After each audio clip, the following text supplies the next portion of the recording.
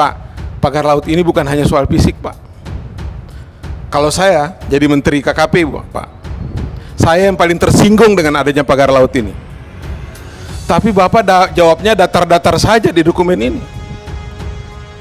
Pagar laut bukan hanya soal fisik, Pak, tapi di situ ada kerusakan ekologi, ada menghambat nelayan, ada gangguan sosial, ekonomi dan lain sebagainya, lengkap ada di pagar laut itu, Pak. Kita sudah mengeluarkan uang negara, Pak, untuk membongkar itu, satu potensi kerugian negara. Salah satu pejabat desa Kohot sudah ditahan, tetapi berita resminya dia ditahan karena tindak pemalsuan dokumen. Ya. Saya belum dengar dia ditahan karena yang membangun pagar laut.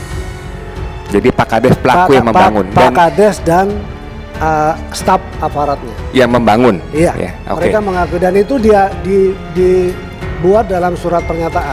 Kita nggak butuh pernyataan, Pak. Hasil pemeriksaan. Ya, hasil pemeriksaan. Iya. Dan dia sudah membayar denda sanksinya 40 miliar itu. Belum.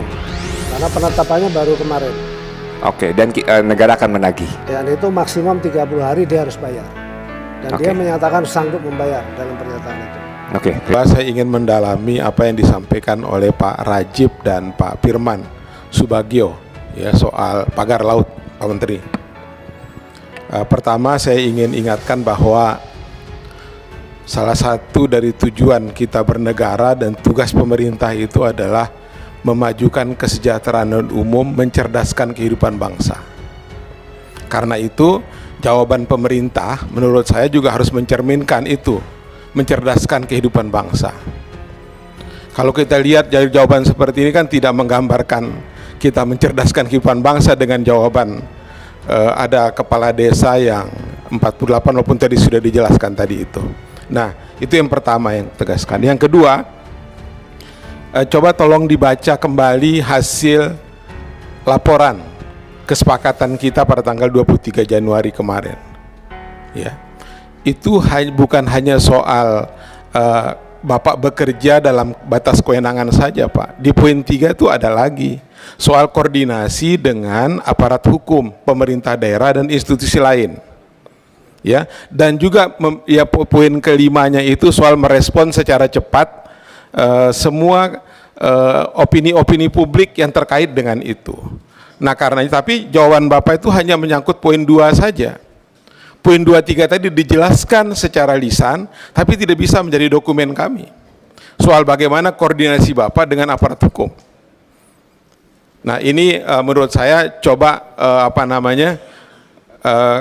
ke depan diperhatikan semua kesepakatan kita agar kemudian juga dijawab secara tertulis. Dan itu bukan hanya pertanyaan seorang, tapi merupakan kesepakatan dari Komisi 4. Yang terakhir, yang ketiga ini Pak, dari hasil penyelidikan Bapak ini kan sudah jelas Pak. Pertama ada pelanggaran, ya, itu dikasih judul itu di halaman 4 itu.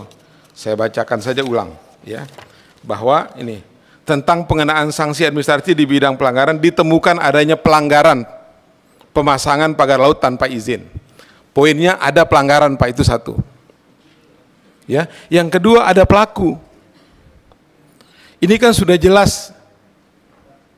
Ya. Nah karena itu tidak cukup buat kita jawaban ini Pak, ya kan? Apa langkah-langkah berikutnya kira-kira? Ya. Apa yang disampaikan oleh Pak Firman Subagio, saya ingin dalami sedikit. Pak, pagar laut ini bukan hanya soal fisik Pak. Kalau saya jadi Menteri KKP Pak, saya yang paling tersinggung dengan adanya pagar laut ini. Tapi Bapak jawabnya datar-datar saja di dokumen ini. Pagar laut bukan hanya soal fisik Pak, tapi di situ ada kerusakan ekologi, ada menghambat nelayan, ada gangguan sosial, ekonomi dan lain sebagainya, lengkap ada di pagar laut itu Pak.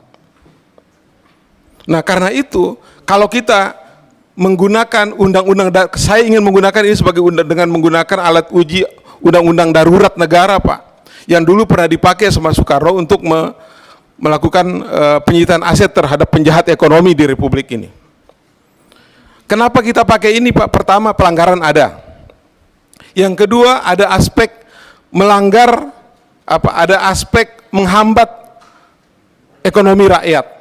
Itu sudah cukup Pak untuk kita itu, sehingga kita tidak membebankan seorang kepala desa, apalagi perangkat desa, dengan anggaran 48 miliar. Kita sudah mengeluarkan uang negara Pak untuk membongkar itu, satu potensi kerugian negara. Yang kedua, untuk membangun pagar laut itu, desa itu pakai uang pribadi atau uang desa? Kalau pakai uang desa Pak, potensi lagi kita punya kerugian negara di situ. Karenanya menurut saya, saran saya ini Bu Ketua, Pak Menteri, aktif Pak, KKP itu melapor ke aparat penegak hukum bahwa telah terjadi kerusakan di laut, terjadi pelanggaran di laut yang mengakibatkan kerugian negara. Dan ini cukup untuk kita menggunakan Undang-Undang Darurat Nomor 7 Tahun 55. Telah terjadi tindak pidana kejahatan ekonomi. Demikian Bu Ketua. Assalamualaikum warahmatullahi wabarakatuh. Baik, mungkin bisa langsung Pak Menteri. Terima kasih Pak Johan. Tadi sudah saya sampaikan, mungkin gini, kalau sebagai menteri harus tersinggung, saya bukan hanya tersinggung Pak, kesal juga, cuma kan cara ekspresinya beda-beda. Ada ekspresinya yang mungkin harus tunjukin ke publik, saya mungkin ekspresinya lebih tenang, bisa juga begitu. Bahwa kemudian sesuai dengan ranah dan kewenangan sudah kita lakukan. Tadi sudah saya jelaskan bahwa kemudian kita berkolaborasi atau berkoordinasi dengan penegak hukum yang lain atau aparat yang lain sudah kita lakukan Pak. Bahkan ikut di dalam proses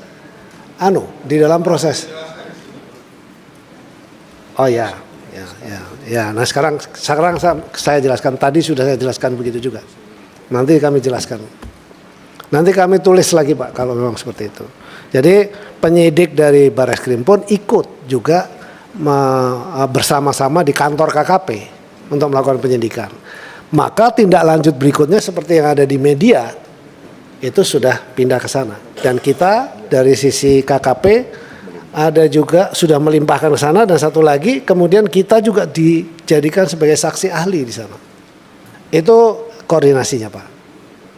Nah, kalau tadi tidak kami jelaskan di dalam laporan yang tertulis, nanti akan kami tindak lanjuti. Tapi itu demikian Pak Johan, terima kasih atas masukannya. Demikian Ibu Ketua.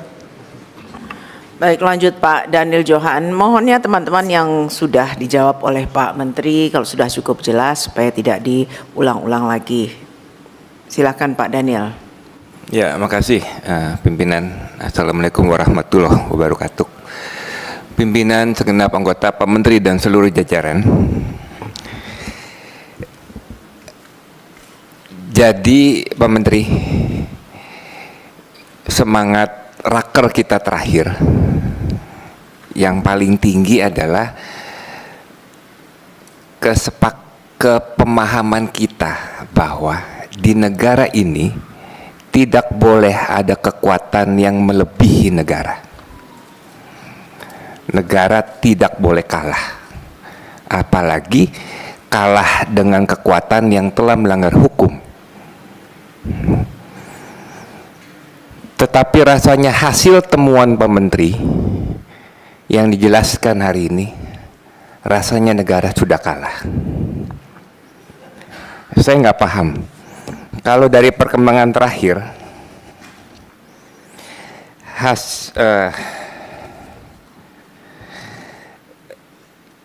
perkembangan kasus pagar laut ini, salah satu pejabat desa Kohot sudah ditahan, tetapi berita resminya dia ditahan karena tindak pemalsuan dokumen. Ya.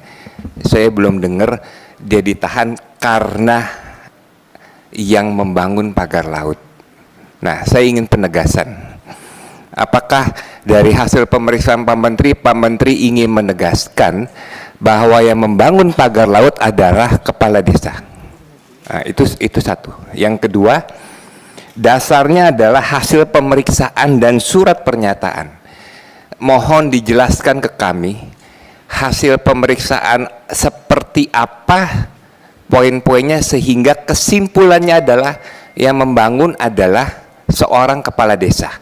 karena kami ingin memahami apa kepentingan kepala desa itu membangun pagar laut. Gitu. Kedua, terakhir,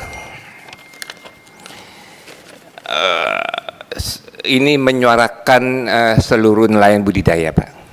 Harga pakan sekarang mahalnya luar biasa, Pak.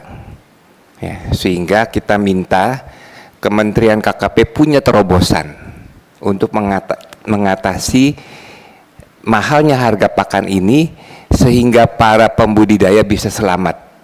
Karena kalau enggak semua akhirnya tidak bergerak, ya. Dulu sempat ada apa? Pakan mandiri, ya. Itu menjadi salah satu terobosan yang penting untuk dilanjutkan kalau memang kita ingin membangun budidaya menjadi yang kuat. Demikian, terima kasih. Wassalamualaikum warahmatullahi wabarakatuh. Silakan Pak Menteri langsung jawab. Terima kasih Bu Ketua, izin. Pak Johan, terima kasih. Seperti tadi sudah kami sampaikan, ada ruang dan ranah juga. Tapi percayalah yang saya sampaikan bahwa kami sudah melibatkan juga lembaga yang memang berwenang di situ. Tentu kami tidak bisa juga terus kemudian setiap hari, tapi yang pasti sampai dengan hari ini sebagai tim ahli ya kita terus berkoordinasi. Tapi kan kita tidak bisa juga mencampuri wilayah yang di lembaga lain yang memiliki kewenangan yang lebih jauh. Tapi saya punya keyakinan karena dari sisi administratif sudah, dan bentuknya saya kira tuh kalau kemudian sekarang itu di media lebih ke arah pemalsuan, saya punya keyakinan pasti juga akan masuk ke yang lain. Dan itu ada kalau ada unsur pidana dan seterusnya. Yang kedua soal harga pakan tinggi. Dulu memang ada pakan mandiri dan seterusnya. Tetapi memang soal pakan ini sendiri kan memang bahan baku utamanya itu masih impor. Dan kita terus terang memang juga membutuhkan anggaran yang tidak sedikit untuk itu. Kalau industrinya juga sudah ada, tetapi kemudian para pelaku industri pakan yang besar juga kan tidak banyak juga gitu ya. Nah ini yang terjadi sehingga ini menjadi pemikiran kita yang sekarang kita sedang rancang untuk kemudian kita siapkan pakan mandiri. Peralatan pakan mandiri ya. Ada beberapa yang sudah bisa kita bantu, ada beberapa juga yang belum bisa. Begitu. Tapi kita sudah punya rancangan besar, salah satunya itu adalah yang tadi saya sampaikan bahwa kita ingin membangun modeling yang besar. Modeling yang besar itu akan menciptakan pabrik pakan yang khusus untuk di situ. Tentu itu kalau itu bisa dilakukan bisa digunakan juga pembudidaya karena yang kita bangun ini juga melibatkan para pelaku pembudidaya. Demikian. Terima kasih. Maaf Binan, enggak kurang jelas Pak. Saya hanya ingin penegasan. Apakah dari pemeriksaan yang sudah dilakukan oleh KKP pelaku yang membangun pagar laut adalah Pak Kades? Jadi Pak Kades pelaku yang membangun Pak Kades dan staf aparatnya yang membangun. Iya. Ya, okay. Mereka mengakui dan itu dia dibuat dalam surat pernyataan. Kita nggak butuh pernyataan Pak, hasil pemeriksaan. Ya, hasil pemeriksaan. Iya. Dan dia sudah membayar denda sanksinya 40 miliar itu. Belum. Karena penetapannya baru kemarin. Oke, dan negara akan menagih. Dan itu maksimum 30 hari dia harus bayar.